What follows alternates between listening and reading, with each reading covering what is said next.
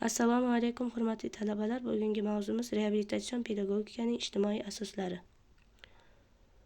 Reabilitatsion pedagogika tushunchasi. Rejalar bilan tanishib chiqsak, reabilitatsion pedagogika tushunchasi birinchi rejamiz. Keyingi rejamiz ijtimoiy reabilitatsiya jarayonlari.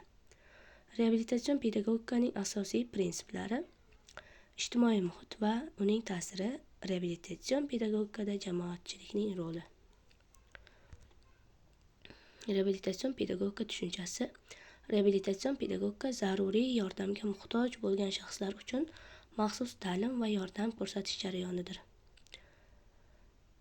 Reabilitatsion pedagogikaning ijtimoiy asoslari jamiyatda har bir shaxsning o'z o'rnini topishi uchun zarur shart-sharoitlarni yaratishga qaratilgan.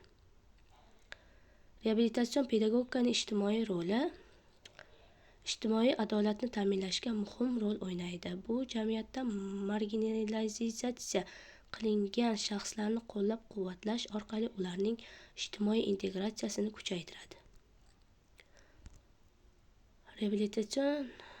Ijtimoiy reabilitatsiyaning maqsadlari. Ijtimoiy reabilitatsiya jarayonlari shaxslarni jamiyatga qaytarish va ularning ijtimoiy integratsiyasini ta'minlash maqsadida amalga oshiriladi. Reabilitatsiya jarayonlarining bosqichlari. Ijtimoiy reabilitatsiya jarayonlari bir necha bosqichlardan iborat hisoblanadi. Dastlabki bosqichda shaxsning ehtiyojlari va imkoniyatlari aniqlansa, keyingi bosqichda individual reabilitatsiya rejasi ishlab chiqiladi va ular amalga oshiriladi. Oxirgi bosqichda esa natijalar baholanadi, zarur bo'lganda esa rejalar yangilanishi mumkin. Reabilitatsiya jarayonlarining ahamiyati. Ijtimoiy reabilitatsiya jarayonlari shaxslarning ijtimoiy hayotga integratsiyasini ta'minlaydi.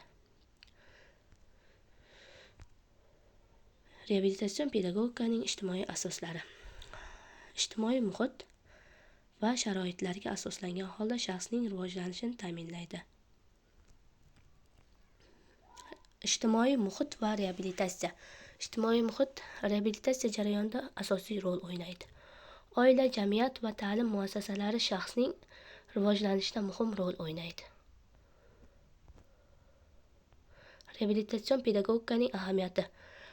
Ijtimoiy asoslar shaxsning psixologik holatlarini yaxshilashga yordam beradi. Shaxsni ijtimoiy hayotga qaytarish uchun zaruriy vositalarni taqdim etadi.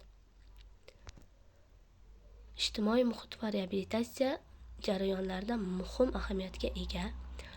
U shaxsning psixologik va jismoniy holatlarini belgilovchi omil sifatida xizmat qiladi.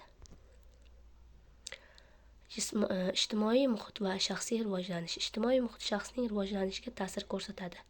Ijtimoiy aloqalar, oilaviy muhit va jamoaviy qo'llab-quvvatlash reabilitatsiya jarayonida muhim rol o'ynaydi. Ijtimoiy muhitning ijobiy ta'siri shaxsning o'zini o'zi anglashiga va o'zini qabul qilishiga yordam beradi.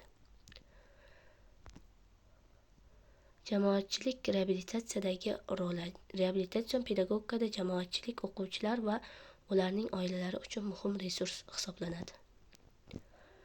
Jamoatchilik reabilitatsion pedagogikada o'quvchilarning ijtimoiy integratsiyasini ta'minlaydi.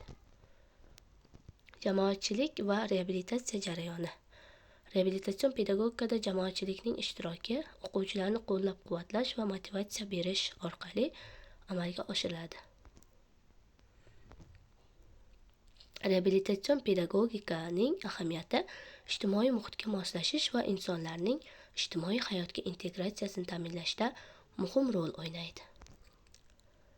Ijtimoiy asoslarning roli. Ijtimoiy asoslar reabilitatsion pedagogikaning muhim tarkibiy qismlaridan biridir. Xulosa va kelajak istiqbollari bilan tanishsak, reabilitatsion pedagogika ijtimoiy muhitga moslashish uchun zarur bo'lgan bilimlar va ko'nikmalarni taqdim etadi. Kelajakda reabilitatsion pedagogikaning ijtimoiy asoslari yanada rivojlanishi kutilmoqda. Yangi metodologiyalar va yondashuvlar orqali amalga oshiriladi. Bu esa ta'lim tizimiga ijobiy ta'sir ko'rsatadi. E'tiboringiz uchun rahmat. Mavzumiz shulardan iborat edi.